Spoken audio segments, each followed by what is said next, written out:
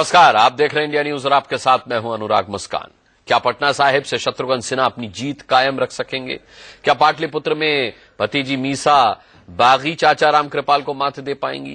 क्या बाड़मेर से बागी जसवंत सिंह बीजेपी के कर्नल सोनाराम पर भारी पड़ेंगे? क्या पीलीभीत की जनता वरुण गांधी की विरासत को मां मेनका गांधी को सौंप देगी? झारखंड की 6 सीटों पर मतदान पूरा हो चुका है। बाकी के 11 राज्यों की 115 सीटों पर मतदान अब भी जारी है और यहां के दिग्गजों की किस्मत से जुड़े ऐसे कई बड़े सवाल एक एक करके जनता को मां मेनका गांधी को सौंप देगी। झारखंड की 6 सीटों पर मतदान पूरा हो चुका है। बाकी के 11 राज्यों की 115 सीटों पर मतदान अब भी जारी है और यहां के दिग्गजों की किस्मत से जुड़े ऐसे कई बड़े सवाल एक एक करके जनता बम्पर वोटिंग के जरिए ईवीएम में कैद कर रही है।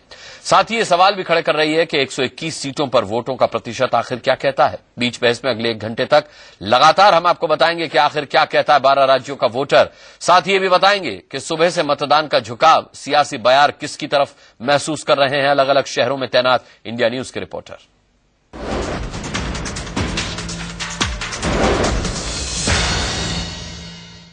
बीच बहस की शुरुआत करें उससे पहले हम आपको बता दें कि 5वें चरण में भी कई जगहों पर वोटिंग ने पिछले सारे रिकॉर्ड तोड़ दिए हैं। जाहिर है 2014 में जनता बदलाव के लिए मतदान कर रही है। हम आपको ग्राफिक्स के जरिए समझाने की कोशिश करते हैं कि 12 राज्यों की 121 सीटों पर अब तक मतों का प्रतिशत क्या रहा।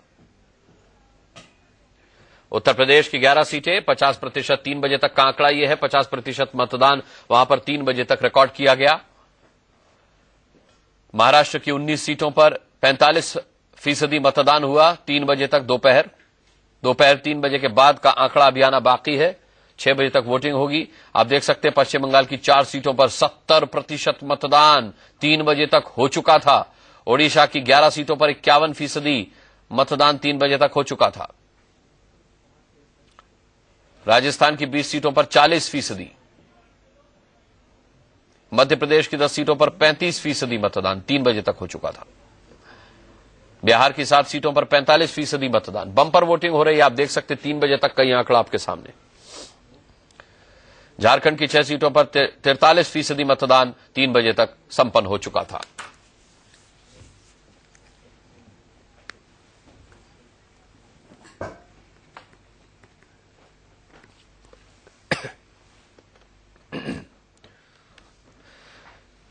तो बीच बहस में चर्चा के लिए कुछ खास मेहमान हमारे साथ जुड़ चुके हैं और साथ ही अलग अलग लोकसभा सीट से इंडिया न्यूज के कई रिपोर्टर्स भी जुड़ेंगे जो बताएंगे क्या कहता है 5वें चरण में लोगों का मिजाज।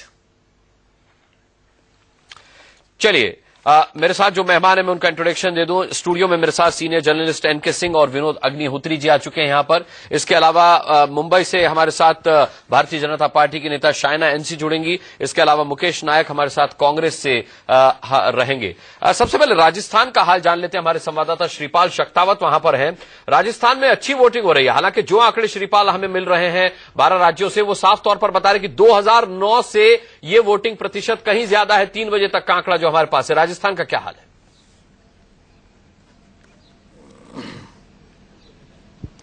जी बिल्कुल अनुराग, यहाँ पर इस बार जो मौसम है उसने भी साथ दिया है मतदाताओं का। पूरे दोपहर तक यहाँ पर आसमान में बादल छाए हुए थे और खुशनुमा माहौल था। उसकी वजह से मतदान जमकर हुआ है।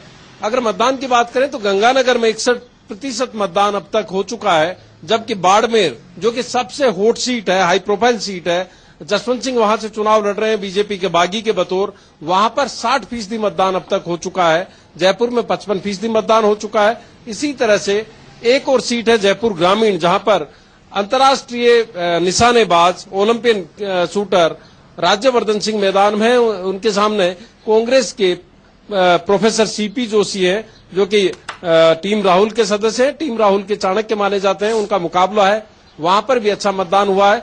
पूरे राजस्थान में जो अब तक मिल पा रहा है आंकड़ा, उसके मुताबिक जबरदस्त मतदान हो रहा है और शाम तक अच्छा मतदान होने की उम्मीद है। अनुराग, श्रीपाल शक्तावत से हमने बात की, इनके पास हम जाते रहेंगे। हमारे संवाददाता आप देख सकते हैं पीलीभीत से, मुरादाबाद से, रांची से, पुणे से, पाटलिपुत्र से, जयपुर से श्रीपाल शक्तावत से हम बात कर ही रहे थे। तमाम संवाददाताओं के पास हम बारी बारी से जाएंगे, लेकिन उससे पहले आपको एक बार जनता की आवाज सुना देते हैं। सबसे पहले आपको सुनाते हैं 2014 के चुनाव में जनता आखिर किन किन मुद्दों पर वोट डालने के लिए आज घर से बाहर निकली है। डेवलपमेंट होना चाहिए और सरकार को चेंज होना चाहिए। बिल्कुल बहुत ज्यादा भ्रष्टाचार हो चुका है। परिवर्तन आना चाहिए, महंगाई हटनी चाहिए, जो सबसे निचला तबका उसको ऊपर आना चाहिए। बहुत सारी चीजें हैं, हर चीज इंटर रिलेटेड है, तो सब काम करेंगे तभी करप्शन मिट पाएगा। राजनीति का बदलाव होना चाहिए, मेन तो राष्ट्र है। भ्रष्टाचार से मुक्ति, महंगाई से मुक्ति और कुछ काम हो। मुरादाबाद शहर में आज तक कोई काम हुआ नहीं अभी तक। ईव टीजिंग वगैरह होती है, लड़कियों के साथ छेड़छाड़ होती है, इस सब में बदलाव दिलाना चाहिए इन्हें। तो जनता की हितकारी नीतियां वो लागू हो, महंगाई थोड़ी कम हो गए, इस मुद्दे को हम लेकर वोट कर रहे हैं। इस बार सिर्फ और सिर्फ विकास का मुद्दा है। जाति आधारित राजनीति बहुत हो चुकी देश में। बिजली, पानी, भ्रष्टाचार, महंगाई, खूब सारे मुद्दे हैं, बेरोजगारी। तो हम चाहते हैं सब चीज का निवारण हो और जल्दी से जल्दी लोकतंत्र का विकास हो। सबसे ज्यादा यहाँ पर महंगाई और भ्रष्टाचार, इस मुद्दे पर ही वोटिंग हो रही है। युवा इस बार के मतदान को एक अच्छे रोजगार और एक अच्छी सरकार और भ्रष्टाचार और महंगाई के मुद्दे को लेकर सोचते हैं। बहुत महंगाई है, हर चीज का बहुत प्रॉब्लम है, उसको दूर होना चाहिए। और क्या उम्मीद करेंगे, अब हम लोग को कुछ ऐसा साधन मिलना चाहिए जिससे तसल्ली हो। अहम मुद्दा है कि अस्थायी सरकार बने और करप्शन फ्री हो और विकास उन्मुखी हो, यही हमारा मेन मुद्दा है। चलिए, बीच बीच में जनता का रिएक्शन भी आपको दिखाते रहेंगे, अपने संवाददाताओं के पास भी हम जाएंगे। इस वक्त एनके सिंह साहब, मैं आपसे जानना चाहूंगा, बम्पर वोटिंग क्या कहती है? 2009 का रिकॉर्ड 3 बजे तक टूट चुका था, अभी तो वोटिंग जारी है। अनुराग, बम्पर वोटिंग के 3 कारण होते हैं। पहला ये कि चुनाव की संस्थाओं में, चुनाव की प्रक्रिया में जनता का जबरदस्त विश्वास कि हम जो वोट दे रहे हैं वो सार्थक होगा और हम जो चाहते हैं वैसा ही बाकी लोग अगर सोच रहे हैं तो हमारी ऐसी सरकार आएगी। एक तो ये होता है। और चुनाव आयोग इस पूरे 20 सालों में अगर आप देखें तो अपने को बहुत ज्यादा क्रेडिबल बनाया है चुनाव आयोग ने। और चुनाव की प्रक्रिया भी काफी, जो दूषण था उसमें, प्रदूषण था, वो काफी हद तक खत्म हुआ है। और जो एक प्लेन अच्छा चुनाव हम कह सकते हैं कि भारत में हो रहा है। आप देखें आज का जो चुनाव है, एक फेज का, जो 5वां फेज आज का है, इसमें जितने वोटर हैं अमेरिका के कुल वोटर उतने हैं।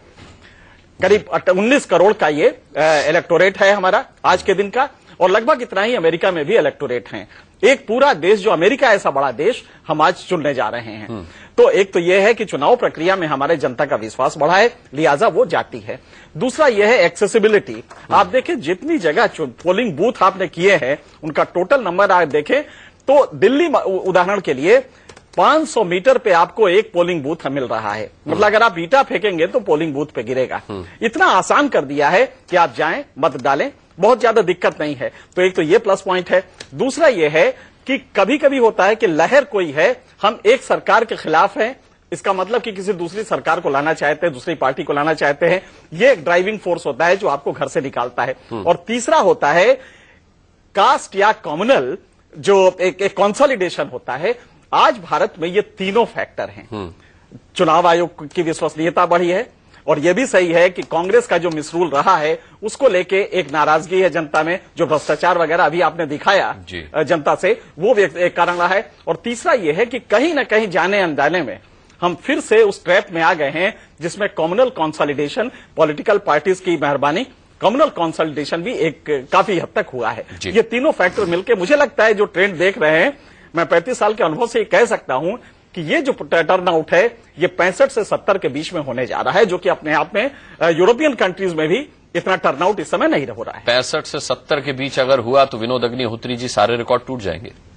निश्चित रूप से भाई, जब इतने अनुभवी सिंह साहब ने इस बात को कहा, मैं भी इस बात को मानता हूं, अगर 65-70% मतदान होता है तो रिकॉर्ड मतदान होगा। ज्यादा बम्पर वोटिंग होने का जो वजह बताई है, बिल्कुल मैं सहमत हूं इनसे। एक और महत्वपूर्ण वजह है जो मैं इसमें जोड़ूंगा, वो ये है कि पहले क्या होता था, मतलब 10-15 साल पहले अगर आप जाएं पीछे, तो चुनाव की प्रक्रिया ऐसी होती थी, उसमें दबंगाई बहुत होती थी। और उसमें जो तमाम निचले दबे कुचले वर्गों के लोग होते थे, वो या तो वोट डालने नहीं जा पाते थे डर के मारे, बिहार में, उत्तर प्रदेश में आम बात थी, या बूथों में कब्जा हो जाता था, मनमाने तरीके से वोटिंग होती थी। वो पिछले मुझे लगता है 10 साल में या 15 साल में चुनाव आयोग ने जिस तरह अपने को मजबूत किया है 10 सेशन के बाद, और जिस तरह की व्यवस्थाएं की हैं, वो पूरी धीरे धीरे खत्म हो गया। अब आप जाइए किसी भी बस्ती में जाइए, दलितों की बस्ती में जाइए, वहां भी वोट पड़ रहे हैं, आदिवासियों की बस्ती में जाइए, वहां भी वोट पड़ रहे हैं, गरीबों के इलाके में जाइए, वहां भी वोट पड़ रहे हैं। तो लोग निकल रहे हैं घर से, निर्भय होकर वोट डाल रहे हैं, और ये एक बहुत बड़ा कारण है। पहले लोग निकलते नहीं थे, फिर जो कैंपेनिंग हुई और मतदान को जिस तरह से देशभक्ति से जोड़ा गया, राष्ट्र निर्माण से जोड़ा गया, और एक तरह से लोगों को यह एहसास कराया गया कि अगर आप चेतना विकसित की गई कि अगर आप वोट नहीं डालते हैं तो कहीं न कहीं आप देश के साथ जो है न्याय नहीं कर रहे हैं, आप लोकतंत्र के साथ न्याय नहीं कर रहे हैं। तो एक जो वो वर्ग था, खाता पीता वर्ग, जो मतदान के दिन छुट्टी मनाता था, पिकनिक करता था, पकौड़े खाता था, अच्छा देखो लंबी लाइन है या देर से आएंगे, नहीं गए कोई बात नहीं, उसको भी अब लगने लगा है कि नहीं भाई वोट डालना चाहिए। तो लोग अब अपने इनिशिएटिव वोट डालते हैं। पहले मुझे याद है, सिंह साहब आपको याद होगा, बचपन में पार्टियों के वाहन आते थे झंडे लगा करके और बैठा करके ले जाते थे वोटिंग पर। अब लोग अपने वाहनों से जाते हैं, पैदल चल के जाते हैं, अपने स्कूटर से, कार से, क्योंकि वो सारा बैन हो गया है। तो पहले पार्टियां ढोती थी, लोग आराम से बैठे रहते थे, भैया आ जाओ, खाखड़ा आ गया, तांगा आ गया, इक्का आ गया, ट्रैक्टर आ गया, बैठो।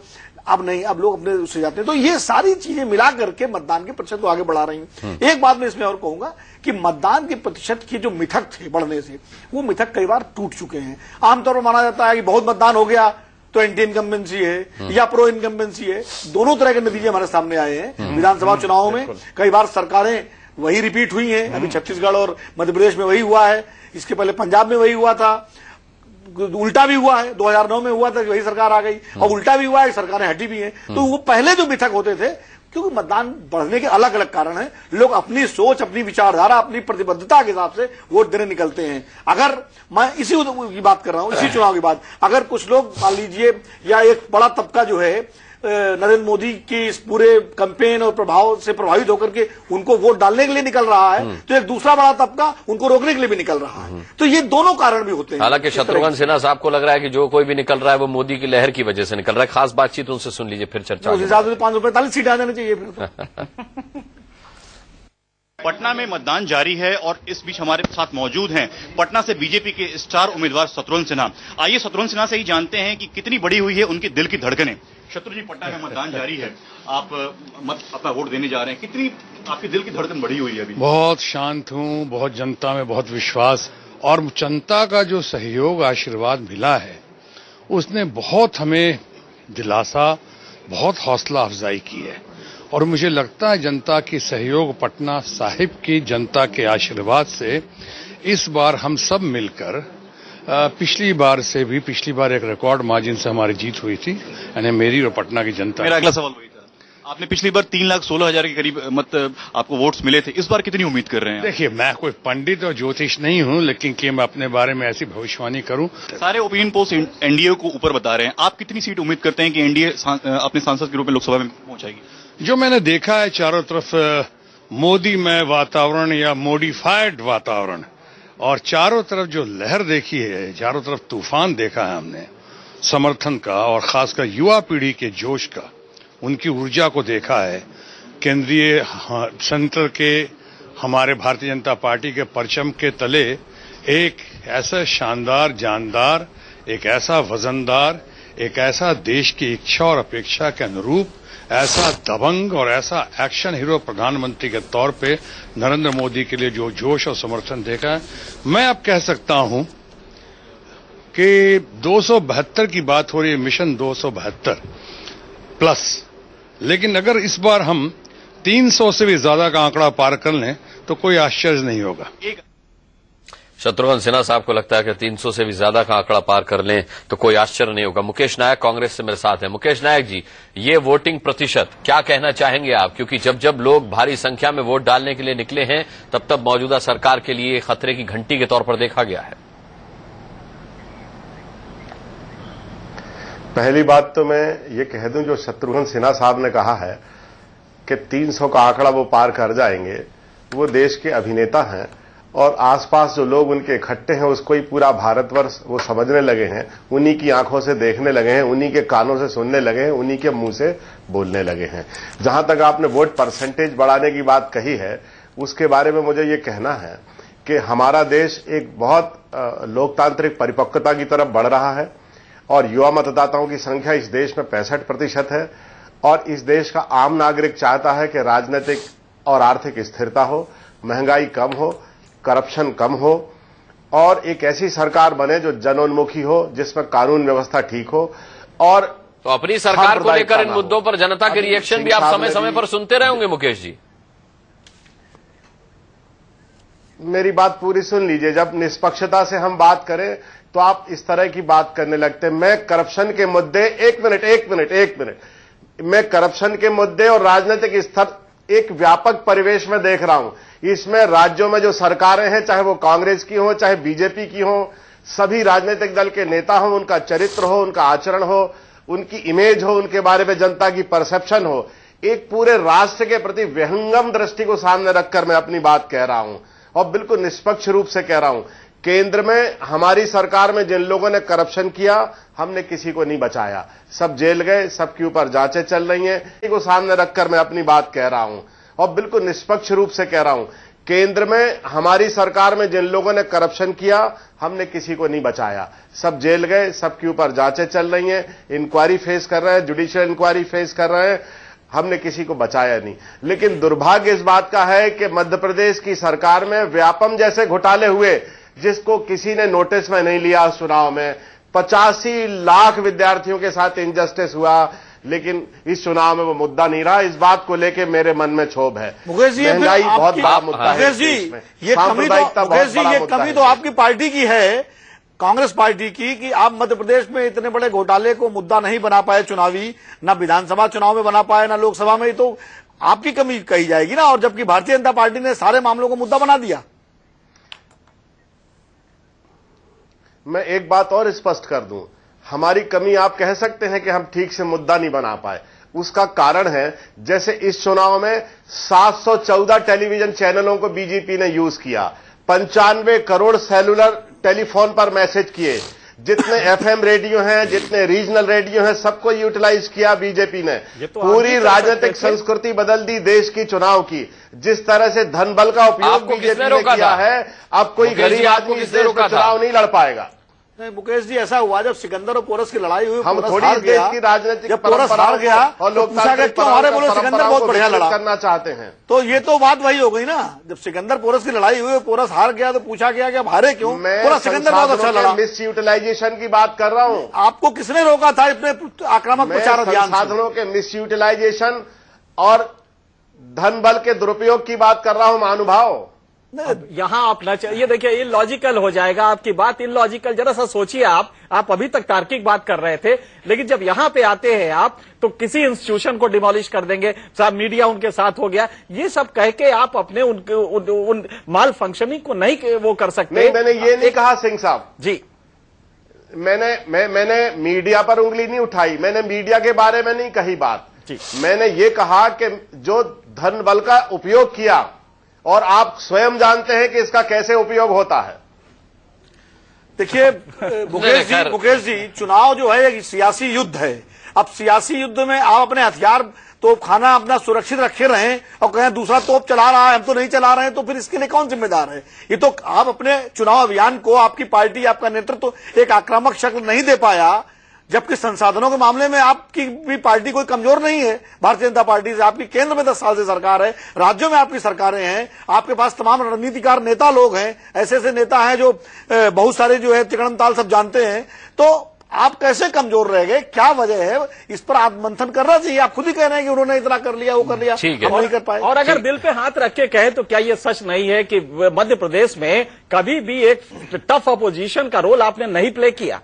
क्या ये गलत है? और अगर अपोजिशन का रोल प्ले करते, तो आज जो आप व्यापम की बात कर रहे हैं, उत्तर प्रदेश में नहीं किया, गुजरात में नहीं किया, गुजरात में नहीं किया, आपने वॉक ओवर दे दिया। तो ये हकीकत है कि जहां पे आपको एक टफ फाइट देना था, उसी तरह आपने अच्छी स्कीमें निकाली, मनरेगा वगैरह अच्छी स्कीमें थी, लेकिन आप मासेस को बता नहीं पाए क्योंकि कैडर और गवर्नमेंट के बीच में डिस्कनेक्ट था। तो क्या ये चीजें जो बेसिक फंडामेंटल्स है, जो गलत हुए हैं, उसको भी आप नजरअंदाज करेंगे? जी चलिए, अभी भी 42 मिनट का समय बचा हुआ है। जनता से इंडिया न्यूज एक बार फिर अपील करता है कि अगर आपने अभी तक अपने मताधिकार का प्रयोग नहीं किया है, तो आप तुरंत निकलिए और अपना वोट डाल करके आइए। सिंह साहब, ये ऊपर जो हम देखिए आप चला रहे हैं आंकड़ा, 121 सीटों का हाल 2009 में क्या था? कांग्रेस 42 प्लस का आंकड़ा यहां चल रहा है इन सीटों पर। अगर इस 3 बजे तक का ये प्रतिशत है, बीजेपी 50, बीजेपी अलायंस 50, तो ये अब क्या स्थिति होगी अगर इतना हैवी टर्नआउट वोटिंग का होता है? देखिए, नॉर्मली जो हम स्टडी करते हैं इसके फ्लो को, जो इलेक्टोरल टर्नआउट का फ्लो है, अगर आप देखें तो वो ये पीक आवर्स हैं जिसमें कि ये बढ़ता है। इस समय लोग अपना किसानी वगैरह सबसे छोड़ के इत्मीनान से जाते हैं और वोट करते हैं। मुझे जो ट्रेंड दिखाई दे रहा है, मैं इसकी अक्सर एनालिसिस करता हूं तो ये पाता हूं करीब 16वां हो रहा है लोकसभा इलेक्शन, आम चुनाव। मुझे लगता है कि ये टोटल कहीं ना कहीं 65 के ऊपर जाएगा, 65 और 70 के बीच में होगा। और अगर ये होता है तो एक डेफिनेट मैसेज लेके वो जो वोटर है वो वहां तक पहुंच रहा है। आप सोचे कि अगर आज अगर 19 करोड़ हैं मतदाता, इसमें से करीब 12-13 करोड़ निकल के आता है, वोट देता है, तो कहीं ना कहीं देश में एक बड़ा मैसेज है। आप ध्यान रखिए कि कांग्रेस को 2009 के इलेक्शन में करीब 12 करोड़ से कुछ कम वोट मिले थे, 3 लाख कम शायद मिले थे, और बीजेपी को 8 करोड़ मिले थे। 1.5 गुने का कांग्रेस और बीजेपी में अंतर था। आज स्थिति अगर रिवर्स हो रही है, जैसा कि देखने में आ रहा है, तो क्या कारण है, कहां पे लैप्स हुआ? 1.5 गुने का, यानी इस आंकड़े में काफी फर्क आ सकता है। 121 सीटें 2009 का जो हाल है, कांग्रेस अलायंस 42 पे है, बीजेपी अलायंस 50 पर है, अदर्स के खाते में 29 गई हैं। आपको लगता है कि ये आंकड़ा बहुत खतरनाक तरीके से अपना रूप बदल सकता है? जी हाँ, ये रिवर्स ऑर्डर में हो जाएगा। और ये अपने रिवर्स ऑर्डर में नहीं, मुझे लगता है इसमें ज्यादा अंतर आएगा। 42-50 कोई बहुत ज्यादा फर्क नहीं। हाँ, बिल्कुल सही है, क्योंकि जो लैप्सेस हैं, आमतौर पे ये कहा जाता है कि मोदी की लहर, मैं इसे नहीं मानता कि लहर है, जो लैप्सेस रहे हैं। देखिए, हमारा एडवर्सेरियल डेमोक्रेसी है, इसमें अगर रूलिंग पार्टी कहीं लैप्स करती है तो नेचुरली जो जनता है वो एक ऑप्शन ढूंढेगी। और यहां पे चूंकि कांग्रेस उस तरह से नहीं कर पाई, मैसेजेस नहीं दे पाई, डिस्कनेक्ट रहा, और राज्य सरकारों की गलतियों को भी का ठीकरा फूटा केंद्र सरकार पे तमाम स्कीम्स को लेके, और उसके बाद करप्शन पे आप कभी भी फ्रंटल अटैक नहीं कर पाए। ये नहीं लगा कि नहीं, आप भी नाराज हैं, करप्शन को लेके आप 0 टॉलरेंस रख रहे हैं, ये कांग्रेस मैसेज नहीं दे पाई। यही वजह है कि मोदी को जो आप देख रहे हैं, उस स्पेस को मोदी ने फिल किया। मुस्कान, मैं इसमें एक चीज और जोड़ूंगा थोड़ा सा। मैं ये जो आज की 121 सीटें हैं, इसका जो व्यापक जो परिदृश्य है वो तो सिंह साहब ने बहुत तार्किक तरीके से खींचा है, और मैं उससे मेरा उससे कोई मतभेद नहीं है। लेकिन जब आप इसको ब्रेक करेंगे, किन किन राज्यों में कहां हो रहा, कौन कौन फोर्सेज हैं। कर्नाटक पे आप जाइए, आज कर्नाटक में 28 सीटें हैं। कर्नाटक की स्थिति ऐसी है कि वहां बीजेपी भी बहुत अच्छी स्थिति में नहीं है, वहां कांग्रेस की सीटें बढ़ने की उम्मीद लोग कर रहे हैं। उत्तर प्रदेश में आप आइए, वहां चौकोनी मुकाबला है, बीजेपी भी है, कांग्रेस भी है, बीएसपी भी है और सपा भी है। वहां क्या टर्नआउट होगा उसका नतीजा, बिहार में तिकोना मुकाबला है, वहां लालू प्रसाद यादव भी मर्ज कर गए एक फोर्स के रूप में। तो ऐसा नहीं है कि एकदम से आप ये मान लें कि बीजेपी एकदम 60 सीटें पहुंच जाएगी और कांग्रेस 20 सीटों पे आ जाएगी। आंकड़ा कुछ भी हो सकता है, इसलिए एकदम से आप ये कहिए रिवर्स हो जाएगा या एकदम से वो हो जाएगा, क्योंकि जो अदर फोर्सेज हैं उनको आप इग्नोर नहीं कर सकते, कर्नाटक के नतीजे को इग्नोर नहीं कर सकते। तो अभी बहुत कुछ कहना जो है जल्दबाजी। पटना का रुख करेंगे, अभिषेक चंद्रा हमारे साथ वहां से हमारे संवाददाता। अभिषेक, अभी कुछ देर पहले हमने देखा शॉटगन कह रहे थे कि मोदी की बड़ी जबरदस्त लहर है, 272 प्लस तो छोड़िए 300 से ऊपर की वो बात कर रहे थे। आप लगातार सुबह से वहां पर हैं मौजूद, वोटर्स से आप बातचीत कर रहे हैं, क्या रुख है वहां वोटर्स का, क्या उनके लिए अहम मुद्दे हैं वहां? अनुराग, एक बात बिल्कुल स्पष्ट है कि शत्रुघ्न सिन्हा 2 बातों को अच्छी तरीके से जानते हैं। पहला ये कि वो एक बहुत बड़े सेलिब्रिटी हैं बिहार में, और दूसरा ये कि देश में नमो की लहर चल रही है। अपने सेलिब्रिटी स्टेटस को साथ लेकर नमो की लहर के साथ, तड़के के साथ वो अपनी नैया को पार कर रहे हैं। और जब हमने उनसे बात की कि पिछले चुनाव में आपको 3,16,000 के आसपास वोट मिले थे और इस बार आप कितनी उम्मीद कर रहे हैं, तो उन्होंने खुद तो नहीं मगर उनके एक सहयोगी ने हमें बताया कि इस बार उन्हें 4 लाख से ज्यादा की वोट की उम्मीद है। अब ये आत्मविश्वास है या अति आत्मविश्वास है, ये तो 16 मई को स्पष्ट हो पाएगा। लेकिन यहाँ के वोटर्स इतना जरूर मानते हैं कि शत्रुघ्न सिन्हा पिछले 5 सालों में लगातार इस क्षेत्र से गायब रहे, इस क्षेत्र में उन्होंने कुछ नहीं किया, और पिछले 5 साल में वो 5 काम नहीं गिना सकते कि जो उन्होंने पटना शहर के लिए या पटना साहिब की जनता के लिए किया है। लेकिन ये अभी भी लोगों के दिल में जो उनका चार्म है और नमो की लहर जो बताई जा रही है, उसके सहारे शत्रुघ्न सिन्हा पटना से अपनी नैया पार लगा रहे हैं। अनुराग, चले मैं लौटूंगा आपके पास। अभिषेक, पाटलिपुत्र सीट की हम बात करें, क्योंकि हम अभिषेक से बात कर रहे थे तो वहां पर चाचा और भतीजी आमने सामने, रामकृपाल टक्कर दे रहे मीसा भारती को। जी ताओ भी, चलो सुन लेते हैं एक बार उनका रिएक्शन क्या है इस वोटिंग को लेकर। है ना कि 200% श्योर हूँ, जिस तरह से मैंने मेहनत की है और जनता का समर्थन और खास करके महिला और युवाओं का जो देख करके मुझे लगा 200%। पाटलिपुत्र की महान जनता अपने इस सेवक को, अपने इस बेटे और भाई को, अपने इस नौकर को, जनता मालिक है, अपना पूरा आशीर्वाद दे रही है और सभी जाति, सभी धर्म, सभी वर्ग के लोग उत्साह के साथ और खासतौर पर नौजवानों में जो उत्साह है मेरे प्रति, सब बैरियर को तोड़ करके और भारतीय जनता पार्टी भाई नरेंद्र मोदी जी के प्रति मैं समझता हूं कि भारी बहुमत से मेरी जीत सुनिश्चित। चलिए, भारतीय जनता पार्टी से शाइना एनसी भी हमारे साथ जुड़ गई हैं, सीधे उनका हम रुख करेंगे। शाइना, इससे पहले जब मुकेश नायक जी से हम बात कर रहे थे तो उन्होंने साफ तौर पर माना है कि चाहे मध्य प्रदेश हो या गुजरात हो या उत्तर प्रदेश हो, बहुत ज्यादा बीजेपी के विरोध में मुद्दों को रखने में जनता के बीच कामयाब कांग्रेस नहीं रह पाई। उस तरीके से वो टेक्नोलॉजी का इस्तेमाल नहीं कर पाए जिस तरीके से बीजेपी ने किया। लेकिन बीजेपी वाले मानते हैं कि जो भी वोट पड़ रहा है वो नमो की लहर की वजह से पड़ रहा है। आप क्या मानती हैं, ये मोदी की लहर है या कांग्रेस या फिर यूपीए सरकार की एंटी इनकम्बेंसी का फायदा आपको मिलता हुआ नजर आ रहा है? दोनों। और जिस ढंग से कांग्रेस ने 60 साल में इस देश में जनता के लिए कुछ नहीं की है, यहाँ एक जागरूकता जो पैदा हुई है वो मैं मानती हूँ कि स्वाभाविक रूप से मोदी जी के वजह से नहीं है, लेकिन क्योंकि इस देश में हमने देखा है कि बहुत हो चुका है, भ्रष्टाचार हो या बेरोजगारी हो या फिर शिक्षित वर्ग जो बाहर पहले कभी नहीं आती थी वोट करने और आज उनको लगता है कि मोदी जी में एक उपाय है। मोदी जी आज क्या दे रहे हैं देश को?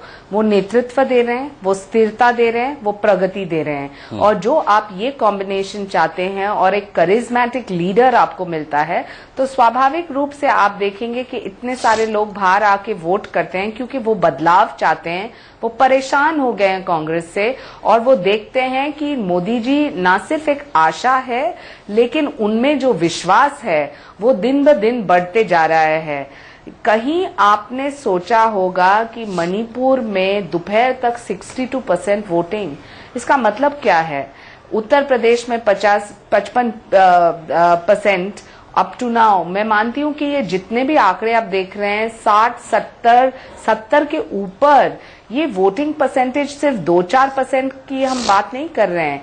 पिछले फेज में गोवा में 79%, ये it's absolutely historic but it's also a sign that you want change in the country and you want delivery systems. जी, एक आंकड़ा और मैं बता दूं आप सभी को, उत्तर प्रदेश में अब तक 5 बजे तक का जो वोटिंग प्रतिशत का आंकड़ा आया है वो 70% का आंकड़ा है। उत्तर प्रदेश की 11 सीटों पर लगभग 70% वोटिंग की खबर है 5 बजे तक। इसके अलावा जो 3 बजे तक का आंकड़ा हमारे साथ था वो करीबन 50% था, यानी 3 बजे से लेकर 5 बजे तक 20% का इसमें फर्क आया है। और मुरादाबाद में हमारे साथ मनोज वर्मा हमारे संवाददाता हैं, उनसे जान लेते हैं।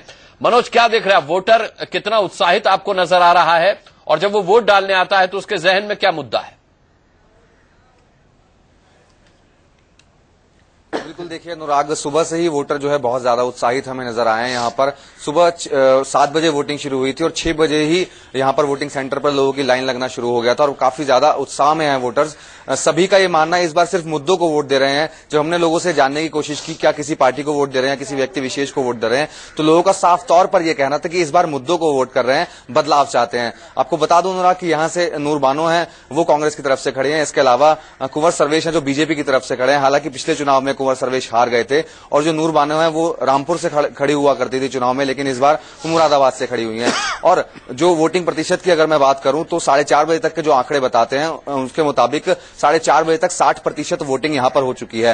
तो कहीं ना कहीं साफ तौर पर वोटर्स में बहुत ज्यादा उत्साह है और लोग बढ़ चढ़कर हिस्सा ले रहे हैं। इसके अलावा युवा खास तौर से इस वोटिंग में हिस्सा ले रहे हैं। युवा खासतौर से इस वोटिंग में हिस्सा ले रहे हैं। मैं अग्निहोत्री जी आपसे जानना चाहूंगा कि आज बहुत बड़ा चरण था मतदान का। आज जो चरण था, हाँ बिल्कुल, अब तक तस्वीर साफ हो चुकी होगी 2014 की, अब तक की वोटिंग से? नहीं, अभी आप कैसे कह सकते हैं तस्वीर एकदम साफ हो गई किसी पार्टी के बहुमत एक बहुत बड़ा प्रतिशत तो आप मान सकते हैं। नहीं, ऐसे देखिए, ये मैंने क्या कहा, अभी इसी में अगर आप ब्रेकअप करेंगे, उड़ीसा में कौन आ रहा है, कर्नाटक में कौन आ रहा है, महाराष्ट्र में क्या स्थिति है, अलग अलग राज्यों की अलग अलग स्थिति बन रही है। आप मध्य प्रदेश और राजस्थान के हिसाब से मत सोचिए जहां 2 पार्टी सिस्टम है कि कांग्रेस और बीजेपी की सीधा मुकाबला है। उत्तर प्रदेश में चौकुना मुकाबला है, हर सीट पर अलग समीकरण है। तो ऐसा अभी से ये आप हिसाब लगा लें। या बिहार में जो 7 सीटों में चुनाव हुआ है, नालंदा में कुछ समीकरण है, बक्सर में कुछ समीकरण है, वहां जो है आरा में कुछ और है, पाटिलपुत्र में कुछ और है, पटना साहिब में कुछ और। अभी आपके संवाददाता बता रहे थे कि 5 साल की बड़ी नाराजगी है शत्रुघ्न सिन्हा को लेकर के। और मेरी सूचना ये है कि शत्रुघ्न सिन्हा बड़े आराम से, मैं खुद बिहार होकर आया हूं, शत्रुघ्न सिन्हा बड़े आराम से पहले बैठे रहे, बाद में उनको जब पता लगा तो फिर पिछले 4-5 दिन बड़ी मेहनत की उन्होंने, बहुत घूमे। तो ऐसा नहीं है कि एकदम ऐसी हवा चल रही होगी, एकदम से लोग निकल करके खाली जो है एक तरफा वोट कर रहे हो, ऐसा मैं तो नहीं मानता। एज है, बढ़त है, और निश्चित रूप से जहां कांग्रेस और बीजेपी का सीधा मुकाबला है कर्नाटक को छोड़ करके, वहां जो है बीजेपी की अच्छी खासी बढ़त है, राजस्थान मध्य प्रदेश जैसे राज्यों में, लेकिन छत्तीसगढ़ में स्थिति दूसरी है। तो ऐसा, इसलिए मेरा ये कहने का मतलब ये है कि अभी खाली इससे हम कोई निष्कर्ष नहीं निकाल सकते, अभी और भी जरा। मतलब आप ये नहीं मानते कि तस्वीर काफी हद तक साफ हो चुकी होगी आज की वोटिंग में? हम बिल्कुल जो विनोद कह रहे हैं ना, उसको हम थोड़ा लॉजिकली अगर देखें आंकड़ों के हिसाब से, तो जो गैप था 2009 में, जो बीजेपी और कांग्रेस के बीच में गैप था, वो 18.5% और 18.5 साफ हो चुकी होगी आज की वोटिंग में। हम बिल्कुल जो विनोद कह रहे हैं ना, उसको हम थोड़ा लॉजिकली अगर देखें आंकड़ों के हिसाब से, तो जो गैप था 2009 में, जो बीजेपी और कांग्रेस के बीच में गैप था, वो 18.5% और 28%, मतलब 1.5 गुने का कांग्रेस को ज्यादा एज था। 1.5 गुना वोट था, 8 करोड़ और 12 करोड़ ये अंतर था। तो अगर लहर भी होती है तो ये जो गैप पाटना है, ये मिडवे अगर आप लें तो 24% पे आना पड़ेगा, बीजेपी को 6% एक्स्ट्रा लेना पड़ेगा, तब जाके दोनों बराबर पे आएंगे। उसके बाद एज लेना है तो वो जाके विनेबिलिटी में कन्वर्ट होगा। तो ये मेरे ख्याल से लहर नहीं, हाँ एज है, और एज कितना होता है। पश्चिम बंगाल का भी आंकड़ा आ गया, 5 बजे तक 76% वोटिंग इनके सिंह साहब वहां हो चुकी है। जी हाँ, दोनों को अगर यूपी और इसको जोड़ दे तो मुझे लगता है करीब राजस्थान में हालांकि कम है 51% 5 बजे तक। पश्चिम बंगाल में आप देखिए 76% वहां पर आंकड़ा पहुंचा है। जी हाँ, ये रिकॉर्ड होगा अपने। ये कोई मैसेज है, 76% अगर किसी स्टेट में वोट पड़े तो आप समझ सकते हैं मैसेज। हाँ बिल्कुल, एक मैसेज है। और पश्चिम बंगाल में विधानसभा चुनाव में बहुत अच्छी वोटिंग हुई थी। जी हाँ, और नहीं, और आप देख लीजिए नागालैंड में जहां कम से कम एक पोलिंग स्टेशन जहां उसको जाना पड़ता है मतदान देने, 1.5 किलोमीटर से 2.5 किलोमीटर की दूरी पे है, और वो पहाड़ी इलाकों में जाना पड़ता है। नॉर्थ ईस्ट के लगभग सभी जगह ये स्थिति है, फिर भी जा रहा है। राजस्थान में 52% जो दिखा रहे हैं, ये आपको लगता नहीं कुछ मुझे अभी लग रहा है, देखिए राजस्थान बहुत बड़ा एरिया है, वहां से फीडबैक जो आ रहा है, मुझे लगता है अभी इसको फिर से एनालाइज करना पड़ेगा, क्योंकि इतना कम होना नहीं। एमपी में भी कम बता रहे हैं 41%। 41, हाँ, ये आंकड़ा भी और रिफाइन होगा मुझे लगता है, लेकिन कितना भी रिफाइंड होगा, 41 से 70 थोड़ी हो जाएगा। हाँ, ये 40 का 50 हो जाएगा। लेकिन यूपी अगर मान लीजिए कि 1.5, यूपी में जो आज का चुनाव हुआ उसमें 2.25 करोड़ करीब वोटर हैं, अगर ये 70% या 60% से ऊपर जा रहा है, 70 से 5 बजे तक 70 तक का अनुमान है। जी हाँ, 5 बजे तक अगर 70 का है तो आप समझ सकते हैं यही बैलेंस टिल्ट कर देगा, क्योंकि बहुत बड़ी संख्या होगी। तो नेशनल एवरेज जब आप लेंगे तो ये कहीं ना कहीं आपको ऊपर ले जाएगा। बिल्कुल। उत्तर प्रदेश की हमने बात की, 5 बजे तक 70% वोटिंग का वहां पर आंकड़ा सामने आ रहा है अभी। हालांकि ये इसको हम पुख्ता तौर पर नहीं कह सकते कि अनुमान के मुताबिक वहां पर 3 बजे तक 50% वोटिंग हुई थी, और 2 घंटे के अंदर 3 से 5 बजे तक 70% आंकड़ा पहुंच चुका है। मनोज वर्मा का एक बार फिर रुख करेंगे, उनके साथ कुछ वोटर्स वहां पर जुड़ चुके हैं। मनोज, लोगों से बात कीजिए, उत्तर प्रदेश में इस बार लोगों के लिए क्या अहम है? क्योंकि उत्तर प्रदेश में चारों ही पार्टियां ताल ठोक रही हैं, इसमें बीएसपी को कहें, समाजवादी पार्टी, कांग्रेस, बीजेपी, सभी मोर्चेबंदी पर है। जी अनुराग, बिल्कुल, मैं लोगों से ही सीधा लोगों के पास चलते हैं, उनसे जानते हैं उत्तर प्रदेश क्या कहता है, कि यहाँ की क्या समस्याएं हैं आपके इलाके की, और चारों ही पार्टियां अपनी ताल ठोक रही हैं कि वो जीतने वाली हैं। तो आपने क्या सोचकर आज वोट डाला? मेन तो डेवलपमेंट और भ्रष्टाचार जो है, और जो अपना इधर का बिजली की समस्या है, इन सब की मेन मुद्दा है। और मुद्दा तो ये है कि मेन तो यहाँ डेवलपमेंट चाहता है, क्योंकि जो मेन इंडस्ट्री जो है ब्रास इंडस्ट्री, वो इस टाइम में डाउनफॉल पे है।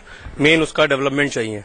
कुछ और लोग भी मौजूद हैं, उनसे बात करते हैं। आप बताइए कि आपने किसी मुद्दे को वोट दिया है, किसी व्यक्ति विशेष को वोट दिया है, या पार्टी को वोट दिया है? नहीं, पार्टी को वोट जाता है हमारा। यहाँ मेन मुद्दा है कि गुंडागर्दी बहुत हो गई है। जब से पार्टी का रूलिंग पार्टी चल रही है, जो उसके राज में बहुत ही ज्यादा गुंडागर्दी हो गई है। उसी की वजह से हमने जो है चेंज करते हुए दिमाग को एक तरफ वोट करने की कोशिश करी है। आपने क्या सोचकर वोट डाला? क्या आप भी बदलाव चाहते हैं? पिछले 10-15 सालों से हमारे देश में विकास की दर बिल्कुल नील हो गई है, और कुछ भी तरक्की नहीं है। तो गुजरात के सामने सब देख रहे हैं कि वो देश में सबसे ऊपर है और हम चाहते हैं उत्तर प्रदेश ही वैसे ही बने। बिल्कुल देखा अनुराग आपने, लोगों का साफ तौर पर यह कहना है कि इस बार लोग बदलाव चाहते हैं। अगर 4:30 बजे तक की हम बात करें तो मुरादाबाद में 4:30 बजे तक 60% वोटिंग हो चुकी है। युवाओं ने बढ़ चढ़कर हिस्सा लिया है। आखिरी वोटर्स कुछ बचे हैं, कुछ लोग अभी भी आ रहे हैं क्योंकि समय बचा हुआ है, लेकिन वोटिंग मुकेश नायक इस वक्त, मुकेश नायक कुछ कहना चाह रहे हैं। मैं मनोज आपके पास लौटूंगा। मुकेश जी, आप कुछ कहना चाह रहे हैं? देखिए, मैं ये कहना चाह रहा हूं, अभी एक बात कही गई कि जो इस देश में 60 साल में कुछ हुआ ही नहीं, और इस बात को पूरे देश में बहुत ज्यादा प्रचारित किया गया। आप जैसे प्रबुद्ध एंकर और पत्रकार से मैं पूछना चाहता हूं कि 60 साल में इस देश में कुछ नहीं हुआ? जिस टेक्नोलॉजी को बीजेपी यूज कर रही है उन्होंने अपने घर में बनाई है क्या? ये पूरा लोकतंत्र इन 60 सालों में परिमार्जित हुआ है, परिपक्व हुआ है। पंचायत की इकाई से लेकर लोकसभा की इकाई तक इतनी लोकतांत्रिक संस्थाएं हैं जो कांग्रेस ने बनाई। पूरा मेरे से पूछने की बजाय आपको जनता में जाकर ये 60 सालों का अपना हिसाब लेना चाहिए था। जनता दे भी रही, ईवीएम में कैद हो रहा है, वो सारा हिसाब किताब, सारा उसका नतीजा जनता कैद कर रही है। अभी आपने खुद माना है। नहीं, 60 साल में आप देख रहे हैं कुछ हुआ नहीं क्या इस देश में 60 साल में? आज 5वीं महाशक्ति है भारत पूरी दुनिया में। एग्रीकल्चर प्रोडक्शन में नंबर 1 देश है पूरी दुनिया में। फिर कैसे नमो की लहर चल गई? इस तरह की तस्वीर भारत की जनता के सामने फिर कैसे शत्रुघ्न सिन्हा कह रहे नमो की लहर है, पूरी बीजेपी कह रही है नमो की लहर है? मुकेश जी, ये अभी आप पूरे राज्यवार जब इसका विश्लेषण करेंगे, आप बताइए पश्चिम बंगाल में लहर चल रही है क्या? वो आप बताइए कर्नाटक में लहर चल रही है क्या? उड़ीसा में चल रही है क्या?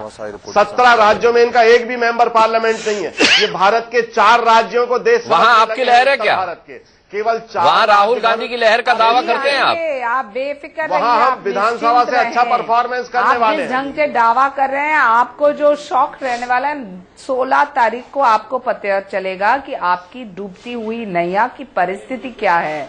जहां तक सवाल आपने किया, कर्नाटका में हमारा बहुत ही अच्छा पकड़ है, आज निश्चिंत रहे। उड़ीसा में भी आपने कहा, तमिलनाडु में भी हमारी ओपनिंग जरूर होगी। केरला जैसे प्रदेश में मोदी जी की हवा चल रही है, तो आप क्या बड़ी बड़ी बातें कर रहे हैं? जहां तक झारखंड हो, छत्तीसगढ़ हो, उत्तराखंड हो, हरियाणा हो, हिमाचल हो, जिनका चेहरा काला पड़ चुका है इस देश में, वो आपकी कैंपेन को लीड कर रहे हैं। पूरा माइनिंग माफिया वहां पर आपका प्रचार कर रहा है कर्नाटका में। क्या आप वोट लेंगे वहां? देखिए, जैसे कि कहते हैं उम्मीद पे दुनिया कायम है। शायद आप उम्मीद पे जी रहे हैं, आप आपके उम्मीद पे रहिए, हम हमारे जनता के उम्मीद पे रहते हैं, क्योंकि जनता चाहती है तो एकमात्र नाम, और वो है हमारे मन में कोई और बार जब जनादेश कैसा होगा। अरे वो सुरेश कलमाड़ी जी की बात आपने नहीं सुनी? मुकेश नायक जी, अहंकार से मुझे याद आया, जनादेश नहीं है। मुकेश नायक जी, सुरेश कलमाड़ी ने पुणे में कहा है साफ तौर पर हमारे संवाददाता से कि कांग्रेस की लहर नहीं है, मेरे नाम की लहर है यहाँ पर, जबकि वो मैदान में भी नहीं है। आपको पता है कि आपके और आपके जसवंत सिंह क्या कह रहे हैं वहां राजस्थान में? आपने वो सुना है कि नहीं? आप बेफिक्र रहिए, आप हमारे बारे में फिक्र मत कीजिए, आपकी प्रतिक्रिया दीजिए जो आपके प्रदेश में हो रहे हैं। और आपके उम्मीदवार कौन जीतने वाला है, आप मुझे बताइए, नाम लेके बताएं कि ये जीत के आएंगे और इतने सीट्स हमें मिलेंगे। राजस्थान में हो, गुजरात में हो, मध्य प्रदेश में हो, कहीं भी हो, महाराष्ट्र में हो। चलिए ठीक है, मैं लौटूंगा मुकेश जी और शायना एनसी जी आपके पास। राजेश मेरे साथ पुणे से जुड़ रहे हैं, उन्हीं से पूछ रहे थे। राजेश, सुबह जब आपने सुरेश कलमाड़ी साहब से बात की तो उन्होंने साफ तौर पर कहा कि कांग्रेस की लहर नहीं है, मेरे नाम की लहर है यहाँ पर। मुकेश नायक जी सुनना चाहते हो? बिल्कुल गुस्से में भी दिखाई दे रहे थे सुरेश कलमाड़ी, और काफी उदास भी दिखाई दे रहे थे। मैंने उनसे साफ पूछा कि जो अभी यहाँ पे कैंडिडेट खड़ा, उस पर आरोप लग रहा है कि वो बाहर से कैंडिडेट डाला गया है, तो उनका कहना था कि यहाँ पे मैंने जो काम किया है, मेरी लहर है यहाँ पे, इस वजह से वो कैंडिडेट जीत जाएगा। एक और सवाल मैंने उनसे पूछा था कि आपको टिकट नहीं दिया गया, भ्रष्टाचार के आपके ऊपर आरोप है, अशोक चौहान के ऊपर भी भ्रष्टाचार के आरोप है, उनको टिकट दे दिया गया। बड़े दुख के साथ उन्होंने कहा कि वो खुशनसीब है, वो लकी है, इसलिए उनको टिकट मिल गया है। और बार बार उन्होंने बात दोहराई कि मेरी लहर की वजह से यहाँ पुणे में कांग्रेस का कैंडिडेट के जीतने के चांसेस हैं। जी अनुराग, कांग्रेस के कैंडिडेट की जीतने के चांसेस हैं। उन्होंने देखिए, अब टर्नआउट परसेंटेज धीरे धीरे नेशनलाइज हो रहा है, तो नीचे आ रहा है, यूपी में भी नीचे आ रहा है। देखिए शाम तक 58% हो गया है, तो ये अभी रेशनलाइज होगा और जब रियल फीडबैक आएगा तो आप देखेंगे कि तब ये जाके असेसमेंट हो पाएगा 60-65 के बीच। जी हाँ, 60-65 के बीच में ये हो सकता है, क्योंकि अब ये जाके रियल वो आना शुरू होगा। फीडबैक जो आते हैं वो 5 से 6 के बीच में। पिछले फेज का भी है वो भी ऐसे ही 63-64 रहा है। जी 64.1 था शायद, मेरे ख्याल से 64.1 उसी पे जाके रुकेगा मुझे। चलिए रांची का रुख करते, राकेश सिंह हमारे साथ वहां से, राकेश कुमार से। रांची में किस तरीके की वोटिंग रही? वहां पर तो खैर काफी अब वोटिंग बंद भी हो चुकी है। किस तरीके से जनता इस बार मुद्दे उन पर ज्यादा हावी थे या कोई लहर ज्यादा हावी थी? राकेश,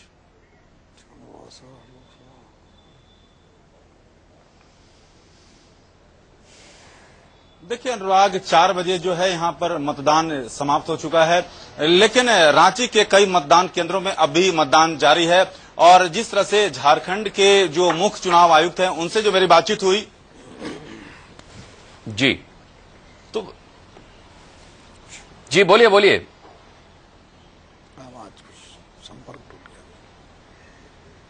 राकेश, हम सुन सकते हैं आपको। अनुराग, जहां तक लोगों की बात है, जिस तरह से उनके दिमाग में, उनके जहन में जिस तरह से भ्रष्टाचार, महंगाई जैसे मुद्दे काफी उनमें है और गुस्सा उनमें काफी है। उनका साफ तौर पे कहना है कि वो चाहते हैं कि देश एक विकास की ओर जाए। और अगर युवाओं की बात करें तो कई युवाओं से हमने बात करने की कोशिश की अनुराग। उनका साफ तौर पे कहना था कि उन्हें रोजगार चाहिए और जिस तरह से कहीं न कहीं उनका भविष्य अंधकार दिख रहा है और इसलिए वे वोट करने आए हैं। तो ये जो नए मतदाता हैं उनका साफ तौर पे करना था। लेकिन जहां तक महिलाओं की बात करें या जो वृद्ध व्यक्ति थे उनका साफ तौर पे कहना था कि बदलाव के लिए उनका वोट होगा। तो ये देखना काफी महत्वपूर्ण होगा, क्योंकि कहीं न कहीं रांची के युवाओं में जो नमो का लहर, नमो का प्रभाव साफ दिख रहा था। और यहाँ पर खासतौर पर रांची में सुबोध कांत साहब जो कि पूर्व केंद्रीय मंत्री हैं, वो बहुकोणीय मुकाबले में यहाँ पूरी तौर पर घिरे हुए हैं। और हजारीबाग में जो कि यशवंत सिन्हा जो कि बीजेपी के वरिष्ठ नेता हैं, उनके बेटे जयंत सिन्हा वहां से अपनी किस्मत पहली बार आजमा रहे हैं। वहां पर जो है मुकाबला कांग्रेस के सौरभ नारायण सिंह से है। लेकिन जिस तरह से जो हमें फीडबैक मिल रहा है उसके मुताबिक वहां भी मुकाबला बीजेपी के लिए बढ़त दिख रहा है। जी, बीजेपी के लिए बढ़त दिख रही है, लेकिन बीजेपी की इस बढ़त को या नमो की लहर को कांग्रेस बिल्कुल मानने को तैयार नहीं। सचिन पायलट ने भी इनकार कर दिया है कि नमो की किसी तरह की कोई लहर कहीं उन्हें दिखाई नहीं दे रही। खास बातचीत देखिए।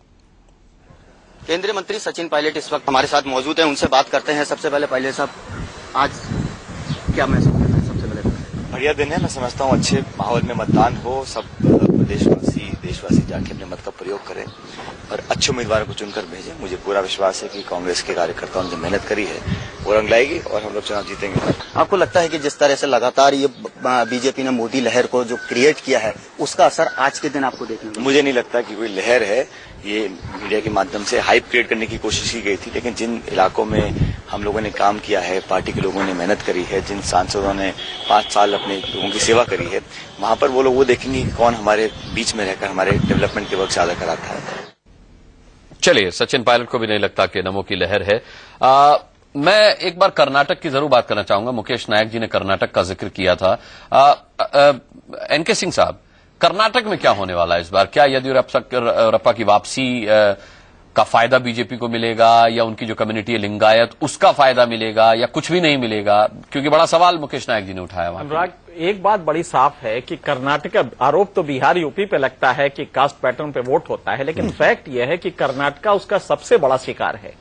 कर्नाटका में आपने देखा कि बीजेपी सब कुछ रहते हुए एक नेता निकल जाता है, एक पर्टिकुलर कास्ट का रिप्रेजेंटेटिव, और अचानक बीजेपी का 10% वोट गिर जाता है। तो येदियुरप्पा को लाने के पीछे यही मजबूरी थी कि लाओ ताकि वो 10% वोट आ जाए। तो लेकिन उन पर जो दाग लगे वो, हाँ नहीं, वही हम कह रहे हैं ना कि लेकिन दाग के बावजूद वो अपने कास्ट का वोट ले गए और खींच ले गए वहां। कोई दिक्कत नहीं हुई, वो वापस आ रहे। और नहीं, दाग बिल्कुल सही है, कांग्रेस को इसका एज कर्नाटका में मिलने जा रहा है। पिछली बार भी ये हुआ था और अब की बार भी बहुत ज्यादा जो लहर होती है, आप याद रखें कि कर्नाटका खास करके और बाकी साउथ इंडियन स्टेट्स कभी भी जो नेशनल वेव होती है उसके हिसाब से वो वोट करते नहीं है। 77 में कहाँ किया? हाँ, 77 में नहीं, एक 84 छोड़ दीजिए। 84 में आंध्रा में नहीं हुआ? 84 में नहीं हुआ, लेकिन ये मान लीजिए कि कर्नाटक उस समय कांग्रेस को 415 सीटें मिली थी, 48.1% वोट मिले थे, जो रिकॉर्ड है। लेकिन 84 अगर छोड़ दीजिए, इंदिरा एसोसिएशन को छोड़ दीजिए, तो बाकी हमेशा साउथ इंडिया का भी इलेक्टोरल बिहेवियर डिफरेंट होता है। कर्नाटका में बिल्कुल सही है कि कांग्रेस को कहीं ना कहीं एक मकाम मिला है और कांग्रेस बेटर करेगी बाकी स्टेट से। इसमें एक चीज मैं भी जोड़ूंगा कि कर्नाटका का मामला थोड़ा सा ऐसा है कि येदियुरप्पा जी जब गए भाजपा से और उसके पहले जो कटुता भाजपा और येदियुरप्पा के बीच जो पैदा हुई और उसके बाद पूरे विधानसभा चुनाव में उन्होंने जो भाजपा की मजम्मत की, तो मुझे उत्तर प्रदेश याद आ गया और कल्याण सिंह का उदाहरण मेरे सामने आ गया। कल्याण सिंह जब भाजपा छोड़ के गए थे और वो पूरा लोध वोट अपने साथ ले गए थे और उसके चलते हुए उन्होंने जो है पूरी भाजपा, उसके बाद जो भाजपा वहां निपटी उत्तर प्रदेश में, वो अभी तक विधानसभा में उभर नहीं पाई। अब लगता है इस बार कुछ लोकसभा में उसको फायदा मिलता दिखाई पड़ रहा है। तो वही स्थिति, फिर कल्याण सिंह की वापसी से भी काम नहीं बना। हाँ, कल्याण सिंह वापसी काम नहीं, वही स्थिति वहां भी। क्या ये येदियुरप्पा की वापसी भी बेकार रहेगी? होता क्या है अनुराग कि जो नेता जो है पार्टी छोड़ के जाता है और अपनी पार्टी के खिलाफ जो जम के हमले करता है, तो उसकी क्रेडिबिलिटी खत्म हो जाती है। मध्य प्रदेश उमा भारती के साथ यही हुआ, उसकी साख खत्म हो जाती है, अपने आधार वर्ग में उसकी साख खत्म हो जाती है। शंकर सिंह बघेला जब बीजेपी छोड़े कांग्रेस में आए तो उनकी भी साख, तो ये एक बड़ा राजनीतिक बिहेवियर है, इसको भी समझना पड़ेगा। इसलिए इसी को एक्सटेंड कीजिए तो बड़ा अच्छा इन्होंने कहा विनोद जी ने। आप बिहार में देख लीजिए, नीतीश को यह लगता था कि वो बीजेपी के कंधे पे जब तक बैठे रहे, उनको यह लगता था ये सब कुछ हमारा है। जैसे ही एक structure party, cadre based party अचानक सीन से हटती और अकेले हो जाते हैं नीतीश कुमार, क्योंकि उनका अपना कैडर नहीं था, अंधे लंगड़े की जोड़ी थी, कैडर नहीं था, तो नीतीश कुमार आज हाशिए पे आ गए हैं। तो ये वजह बहुत अच्छी है कि एक नेता जब छोड़ता है तो पहले झटके में एक विक्टिम इमेज लेके जाता है, तो उसके लोग उसको सपोर्ट करते हैं, लेकिन दूसरी बार जब वो करता है उसकी क्रेडिबिलिटी क्वेश्चन में होती है और वही जो उनके साथ के लोग हैं शायद वो कम सपोर्ट करते हैं। ये हो जाता है कि नेता कास्ट हमारे समाज के लिए नहीं कर रहा है, अपने लिए कर रहा है और उस इमेज लेके जाता है, तो उसके लोग उसको सपोर्ट करते हैं, लेकिन दूसरी बार जब वो करता है उसकी क्रेडिबिलिटी क्वेश्चन में होती है और वही जो उनके साथ के लोग हैं शायद वो कम सपोर्ट करते हैं। ये हो जाता है कि नेता कास्ट हमारे समाज के लिए नहीं कर रहा है, अपने लिए कर रहा है और उसके बाद उसके समाज में उसका विरोध। अजीत सिंह के साथ यही हुआ। देखिए, जो आधार वर्ग जो चौधरी चरण सिंह का था, वो क्यों खिसका? क्योंकि बार बार आप कभी इस पार्टी में, कभी उस पार्टी में, कभी इस पार्टी में करते रहे, तो लोगों का भरोसा टूट गया आप पर से। चले शायना, एनसी से मैं इस सवाल का जवाब लूं उससे पहले बता दूं कि सिर्फ 15 मिनट और बचे 5वें चरण के मतदान में। अगर आपने अब तक अपने मताधिकार का उपयोग नहीं किया है तो आप तुरंत, आपके पास अभी पूरे 15 मिनट हैं, आप जा सकते हैं, अपना वोट कास्ट कर सकते हैं, अपना वोट डाल सकते हैं और इस देश का भविष्य तय कर सकते हैं। शायना एनसी, यही सवाल आपसे मैं पूछना चाहूंगा कर्नाटक के मुतालिक कि क्या आपको लगता है कि येदियुरप्पा की वापसी का दांव चल नहीं पाएगा? गुडविल खराब हो चुकी है अब उनकी, कई उदाहरण यहां से दिए गए। देखिए, मैं नहीं मानती हूँ, क्योंकि जमीनी स्तर पे जो हमें सुनने मिला है और जो कार्यकर्ता के नजर से हम देखें तो वो कहते हैं हमेशा कि जब एक कोई मास लीडर को विक्टिमाइज किया जाता है तो वो कभी कभार ज्यादा उभर के आते हैं। मैं यहाँ किसी के पक्ष में बोलने वाली नहीं हूँ, क्योंकि ये बड़े बड़े जैसे राजनीतिक संगठन और दल में लोग आते हैं, लोग जाते हैं। जो आप दोषी हैं तो आपको एग्जिट रूट दिखाते हैं, लेकिन जो आप दोषी नहीं हैं तो we have to give the benefit of doubt. जहां तक येदियुरप्पा जी का सवाल है, मैं मानती हूँ कि जमीनी स्तर के नेता हैं और कर्नाटका में जो परफॉर्मेंस रहेगा भारतीय जनता पार्टी का, आप देखेंगे इस बार जो मुंह तोड़ जवाब कांग्रेस को मिलेगा हर एक क्षेत्र से, अर्बन सिटीज हो या फिर ग्रामीण। मुझे लगता है कि it's a one sided opinion, क्योंकि कांग्रेस के ये नए सरकार ने वापस सिर्फ बोल वचन करके एब्सोल्युटली कंप्लेसेंसी में जाते हैं।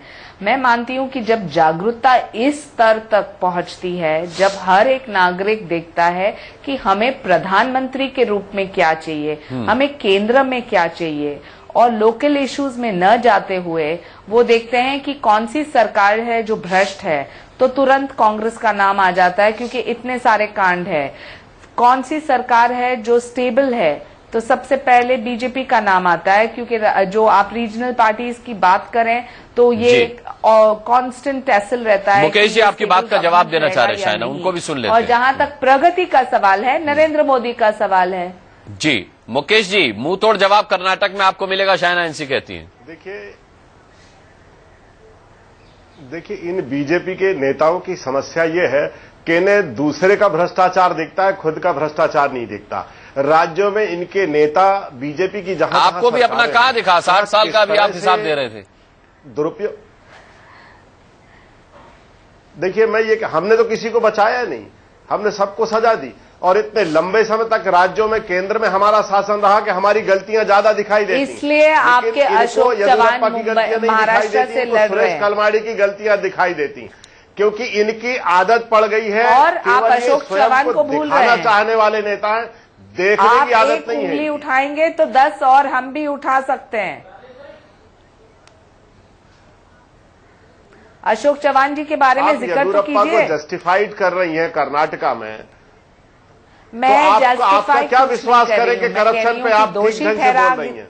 देखिए, जो हमने कर्नाटका में सरकार गवाई तो वो सिर्फ उसूल की वजह से, क्योंकि जब वो रिपोर्ट आया तब हमने कहा कि उनको तुरंत एग्जिट करना है। ना तो कर्नाटक देखा है, न कर्नाटक के बारे में कुछ पता है, ये तो बहस करने बैठ गई है टेलीविजन। चलिए ठीक है, पता है, चलिए ठीक है, यही कंफ्यूजन एनके सिंह साहब, यही कंफ्यूजन इस बार जनता के जहन में वोट डालने जब वो गई होगी तब रहा होगा, या मिलेगा वो जनता तय करेगी, या स्पष्ट होगा उसका नजरिया। बिल्कुल नहीं, जनता असल में 65 साल से ये 16वां जनरल इलेक्शन है, देख रही है यही कि हम जो कहते हैं, पॉलिटिकल क्लास जो कहता है वो अमल में नहीं लाता, जो अमल में आता है वो एक्चुअली वो होता नहीं है।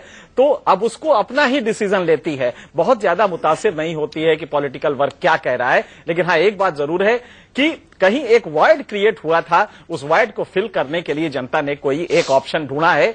अभी मैं इसको इलेक्टोरल अपना टर्नआउट जो है उसका अगर परसेंटेज आप देखें तो धीरे धीरे अब सही आ रहा है। अब जब आ रहा है तो मुझे लगता है कि बहुत, लेकिन अभी भी इसमें एक घंटे का शामिल नहीं है। 1 घंटे का शामिल नहीं है, लेकिन हम ये मान सकते हैं कि इस 1 घंटे में अगर हम मान भी ले कि 2-3% बढ़ेगा तो मुझे लगता है कि ये 60 के प्लस माइनस 2-3 हॉवर करेगा। मतलब जो बहस की शुरुआत में 65-70 लग रहा था वो अब 60-65 हो गया। नीचे आ रहा है और नीचे आ रहा है, तब ये देखना पड़ेगा कि नीचे आ रहा है तो उसके वजूहात क्या हैं, क्या वजह है कि ये टर्नआउट जो एक्सपेक्टेड था कि नहीं, जैसे 76% वेस्ट बंगाल में हो रहा है, वो क्या फिनोमेनन है और वो क्यों नहीं यूपी में है, क्यों नहीं बिहार में है, बिहार में, राजस्थान में क्यों कम है? क्योंकि अभी हाल ही में इलेक्शन हुआ है और इलेक्शन में 2/3 से राजस्थान में जिताया है और 3/4 से मध्य प्रदेश में जिताया है। तो ये वजह क्या है कि टर्नआउट इतना नीचे जा रही है, देखना पड़ेगा। चलो, इसका फाइनल डेटा सामने आने के बाद ही कुछ कहा जा सकता है। बहरहाल सभी का बहुत बहुत धन्यवाद करना चाहेंगे चर्चा में शामिल होने के लिए। इसी के साथ एक छोटा सा ब्रेक लेंगे और ब्रेक पर जाने से पहले आपको बता दें कि इंडिया न्यूज पर दिखाई गई हर खबर आप हमारी वेबसाइट पर भी देख सकते हैं। बस लॉग इन कीजिए www.indianews.ind.in।